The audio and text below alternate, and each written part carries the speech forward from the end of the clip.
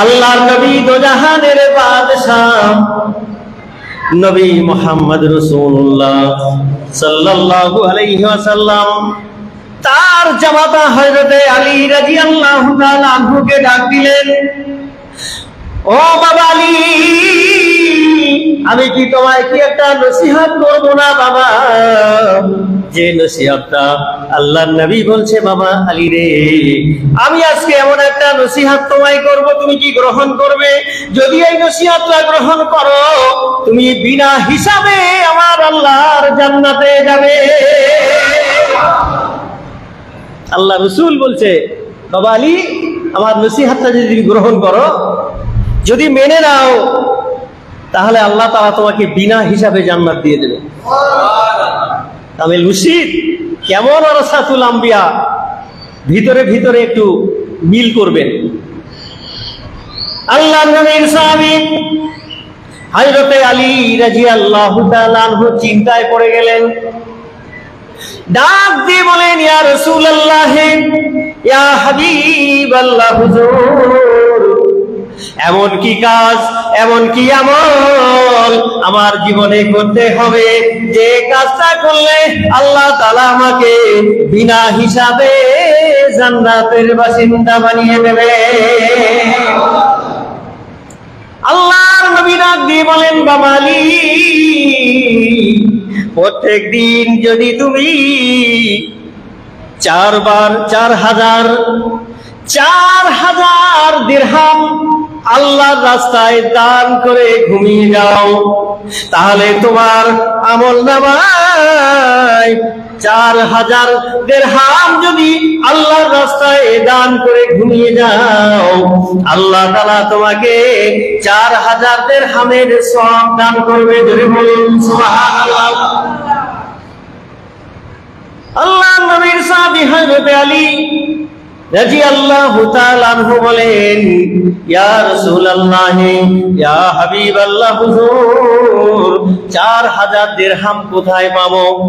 বাড়িতে খাবার নাই, আপনার বিবি, আপনার কন্যা ফাতেমা, আমার বিবি বাড়িতে উপাসে আছে, আপনার কলিজার টুকরা নাতি হাসান হোসেন তারাও উপাসে আছে, আমারও পেটে খাবার নাই, আমি কেমন করে 4000 দিরহাম আমি আল্লাহর রাস্তায় দান করে ঘুমাবো? ইয়া রাসূলুল্লাহ, ইয়া হাবিবাল্লাহ গো, আমার দ্বারাই তো সম্ভব নয়। আল্লাহর নবী দোজাহানের বাদশাহ নবী মুহাম্মদ রাসূলুল্লাহ সাল্লাল্লাহু আলাইহি ওয়াসাল্লাম ডাক দিয়ে বলেন, বাবা আলী, 4000 দিরহামের সওয়াব দিয়ে যদি তুমি ঘুমাতে চাও, 8টা জান্নাতের বাসিন্দা যদি হতে চাও, 4000 টাকা তোমায় দান করা লাগবে না। তুমি 4 বার সূরা ফাতিহা পাঠ করে যদি ঘুমাও, 4000 দিরহাম সাদকার সওয়াব তোমার আমলনামায় লেখা হবে। কামাল মুর্শিদ বলেছে তো নাকি, এই ওজিফা যারা পড়বে তারা বেশক আল্লাহর জান্নাতে যাবে। জোরে বলেন না সুবহানাল্লাহ। 4000 4 বার সূরা ফাতিহা পড়ে ঘুমাও, 4000 দিরহাম আল্লাহর রাস্তায় দান করার সওয়াব তুমি পাবে, বিনা হিসাবে আল্লাহর জান্নাতে যাবে। মুর্শিদ আরো এক বাড়িয়ে বলেছেন, 5 টাইমে 1 বার করে তোমরা সূরা ফাতিহাটা 5 বার পড়ো। জোরে বলুন সুবহানাল্লাহ। হযরত আলী রাদিয়াল্লাহু তাআলা আনহু খুশি হয়ে গেলেন, ইয়া রাসূলুল্লাহ, ইয়া হাবিবাল্লাহ, এত সহজ কাজ, এত আসান কাজ, এত সহজ কাজ, এত কম সময়ের মধ্যে এত নেকির অধিকারী আল্লাহ আমায় বানিয়ে দেবেন, বিনা হিসাবে তার জান্নাত দেবে। ইয়া রাসূলুল্লাহ, আর কি কো আমল আছে? আল্লাহর নবী দোজাহানের বাদশা বলেন, ও বাবা আলী, আরো একটা আমলের কথা তোমায় বলি, প্রতিদিন তুমি 1 খতম কোরআন পাঠ করে ঘুমিয়ে যেও। যদি 1 খতম কোরআন পাঠ করে ঘুমিয়ে যাও, আমার আল্লাহ তাআলা 8টা জান্নাতের মেহমান বানিয়ে দেবে। আল্লাহর নবী সাহাবী হযরত আলী রাদিয়াল্লাহু তাআলা আনহু বলেন, ইয়া রাসূলুল্লাহ, ইয়া হাবিবাল্লাহ, হুজুর এক খতম কোরআন শরীফ শেষ করতে তো সারা রাত চলে যাবে, আমার ঘুমাবো কখন? আল্লাহর নবী ডাক দিয়ে বলেন, বাবা আলী রাদিয়াল্লাহু তাআলা আনহু, তুমি 3 বার সূরা ইখলাস পড়ে ঘুমিয়ে যাও, গোটা কোরআন পড়ার সওয়াব তোমার আমলনামায় হবে। কামেল মুর্শিদ বলেছে 3 বার করে, একবারে 5 টাইমে 15 বার পড়ো। জোরে বলুন সুবহানাল্লাহ। আমার ভাইরা, হযরত আলী রাদিয়াল্লাহু তাআলা আনহু ডাক দিয়ে বলেন, ইয়া রাসূলুল্লাহ, ইয়া হাবিবাল্লাহ, হুজুর এত সহজ কাজ, এত আসান কাজ, 3 বার ইখলাস পড়লে এক খতমের সওয়াব হয়, 4 বার সূরা ফাতিহা পড়লে 4000 দিরহাম আল্লাহর রাস্তায় দান করার সওয়াব হয়। হুজুর আরো কি সহজ আমল আছে? আল্লাহর নবী ডাক দিয়ে বলছে, বাবা তুমি যে জান্নাতে যাবে বাবা আলী, ওই জান্নাতের মূল্য পরিশোধ করে প্রতিদিন রাতে তুমি ঘুমাবে। হযরত আলী রাদিয়াল্লাহু তাআলা আনহু বলেন, ইয়া রাসূলুল্লাহ, ইয়া হাবিবাল্লাহ, হুজুর একটা জান্নাতের ইটের দাম সারা পৃথিবী 10 বার বেচলেও হবে না, আমি ওই জান্নাতের মূল্য কেমন করে দেব? আল্লাহর নবী দোজাহানের বাদশা নবী মুহাম্মদ রাসূলুল্লাহ সাল্লাল্লাহু আলাইহি ওয়াসাল্লাম বলেন, বাবা আলী, যদি তুমি জান্নাতের মূল্য পরিশোধ করে ঘুমাতে চাও, বিনা হিসাবে আমার আল্লাহর জান্নাতে যেতে চাও, তাহলে প্যারা হাবিবের প্রতি 3 বার দরুদ পড়ে নিও। আমার মুর্শিদ কি বলেছে? একবারে 3 বার করে দরুদ পড়ো, 5 টাইমে কমপক্ষে 15 বার। জোরে বলুন। আর একবার হাক্কানি দরুদ শরীফ একবার পড়ার বিনিময়ে কত দরুদের সওয়াব? কথা বলে না, কত দরুদের সওয়াব? 360 আর 300 দরুদের সওয়াব। তাহলে 315 দিয়ে গুণ করুন, কত হয়? 4500 বার বিশ্ব নবীর রওজা পাকে এক একটা মুরিদ দরুদের নজরানা প্রতিদিন সকাল থেকে সন্ধ্যা পর্যন্ত পাঠায়। চলে বলুন। কোনদিন তো ভাবিও না, কোনদিন তো চিন্তাই করি না। এই দরুদের ব্যাখ্যা করতে গেলে অনেক সময় যাবে, আমি ওইদিকে যাব না। 4 নম্বরে হযরত আলী রাদিয়াল্লাহু তাআলা আনহু ডাক দিয়ে বলেন, ইয়া রাসূলুল্লাহ, ইয়া হাবিবাল্লাহ, হুজুর 3 বার দরুদ পাঠ করলে জান্নাতের মূল্য আদায় হয়ে যায়। এত সহজ কাজ, এত আসান কাজ, কোনো সমস্যা নাই। আরো কি কোনো আমল আছে? আমার নবী ডাক দিয়ে বলেন, বাবা আলী, যদি তুমি জান্নাতের মেহমান হতে চাও, জান্নাতের মেহমান যদি হতে চাও, তাহলে তুমি প্রতিদিন মুমিন মুমিনার ঝগড়া মিটিয়ে ঘুমিয়ে যেও, আল্লাহ তাআলা তোমাকে বিনা হিসাবে জান্নাত দিয়ে দেবে। আল্লাহর নবীর সাহাবী হযরত আলী রাদিয়াল্লাহু তাআলা আনহু ডাক দিয়ে বলেন, ইয়া রাসূলুল্লাহ, ইয়া হাবিবাল্লাহ, হুজুর আমি প্রত্যেকদিন মুমিন মুমিনার ঝগড়া মেটানো কোথায় পাবো, কোথায় খুঁজবো আমি জানি না। আল্লাহর নবী ডাক দিয়ে বলেন, বাবা মুমিন মুমিনার ঝগড়া মেটানোর সওয়াব হলো প্রতিদিন তুমি 10 বার করে তওবা ইস্তেগফার করে নিও। যদি 10 বার তওবা পড়ে নাও, মুমিন মুমিনার ঝগড়া মেটানোর সওয়াব তোমার আমলনামায় হবে, আর বিনা হিসাবে আমার আল্লাহ তাআলা তোমায় জান্নাতের বাসিন্দা বানিয়ে দেবে।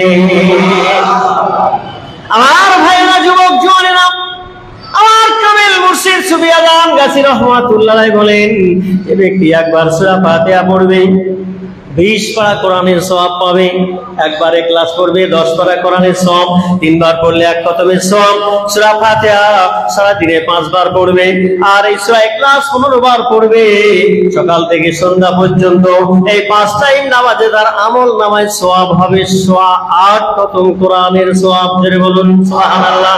এরপরে মুর্শিদ বলেন, ফালাকার নাসের আমলটা করো, জাদু আছে, টোনা আছে, খাবিশ আছে, ভূত নাই। এই জাদু টোনা খবিশ থেকে থেকে যদি বাঁচতে চাও, তোমার সিনার মধ্যে ফালাক আর নাসের আমলটা রেখে দাও। ফালাক আর নাসের আমলের পর সারাদিনে তুমি যে ইবাদত করেছো, ওই ইবাদত প্রতি টাইমে যদি আমার মাওলার দরবারে কবুল করাতে হয়, তাহলে প্রতি টাইমে কমপক্ষে ওজিফার পরে 3 বার হাক্কানি দরুদ তোমায় পড়তে হবে। এই দরুদ যদি তুমি পড়ে মাওলার দরবারে দোয়া চাও, ফরিয়াদ করো, হাত তুলে দোয়া চাও, আমার আল্লাহ তাআলা দিন আর রাত তোমার মনের মাকসাদকে কবুল করে নেবে। জোরে বলুন সুবহানাল্লাহ। হযরত আলী রাদিয়াল্লাহু তাআলা একদম খুশি হয়ে গেলেন। খুশি, হুজুর আর কোন আমল আছে নাকি? আচ্ছা, হযরত আলীকে আল্লাহ রাসূল সাল্লাল্লাহু আলাইহি ওয়াসাল্লাম জোর করে চাপাচ্ছে নাকি তিনি খুশিতে নিচ্ছে? জোরে বলুন, এক কথা বলুন না একটু।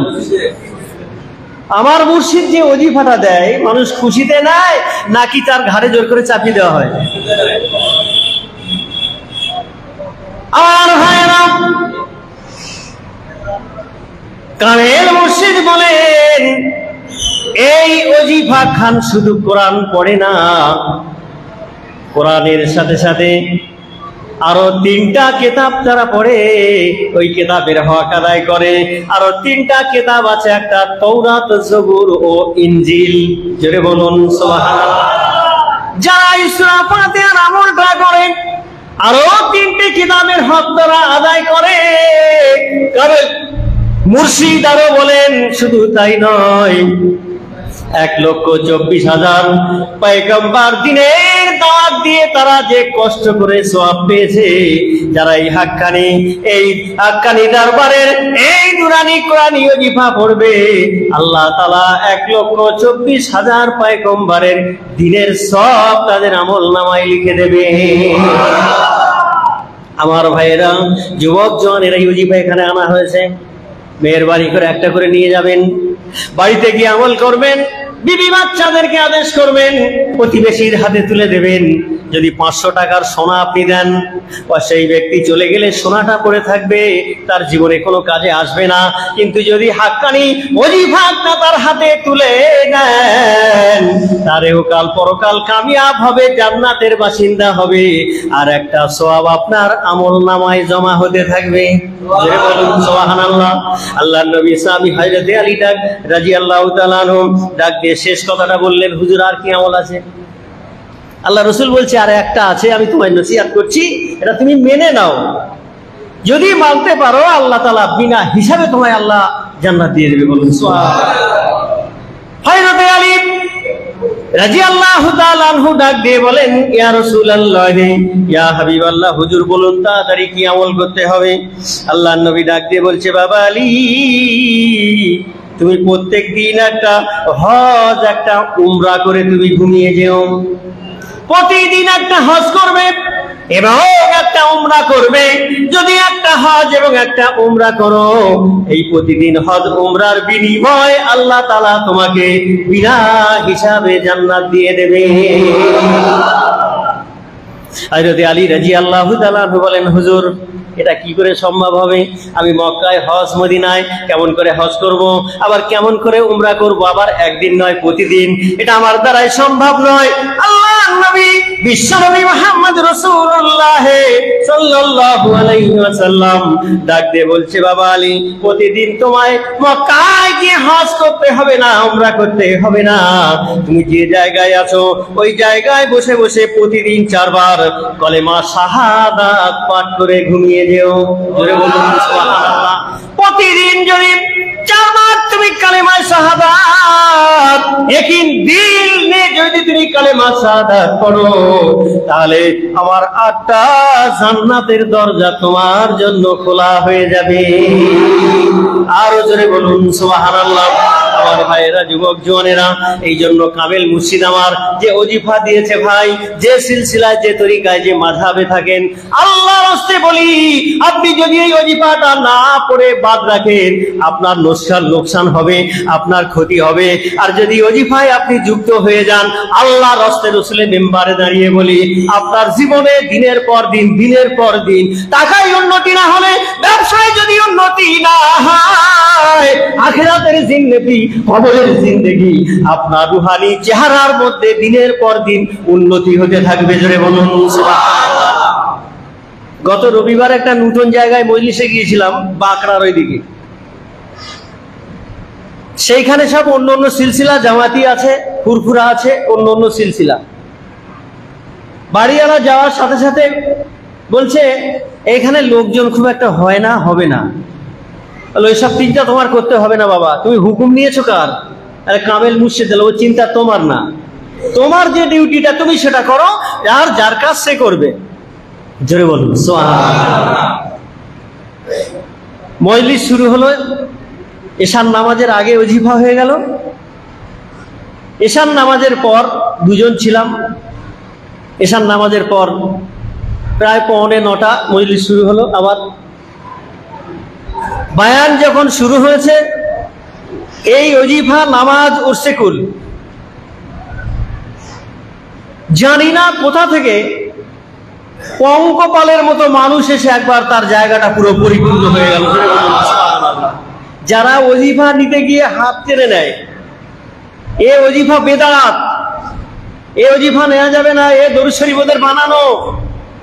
আল্লাহর কসম বলছি, এত মোটা ওজিফা নিয়ে গিয়েছিলাম, মাত্র কয়েকটা ওজিফা ব্যতীত বাকি সব মানুষ ওজিফা গ্রহণ করেছে।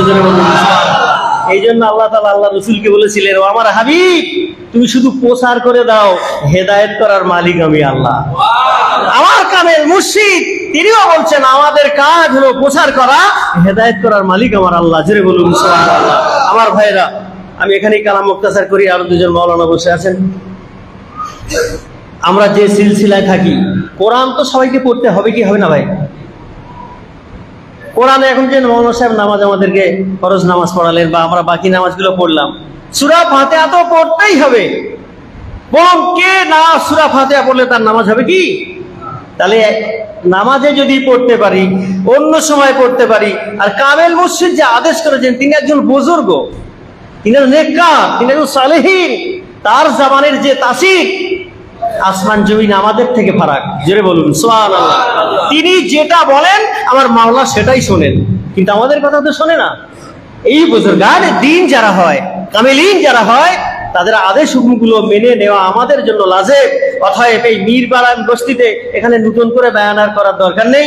আল্লাহ আমাদের সবাইকে এই ওজিফার মধ্যে থাকার, বিনা কাজায় নামাজ আদায় করার, কোরআনের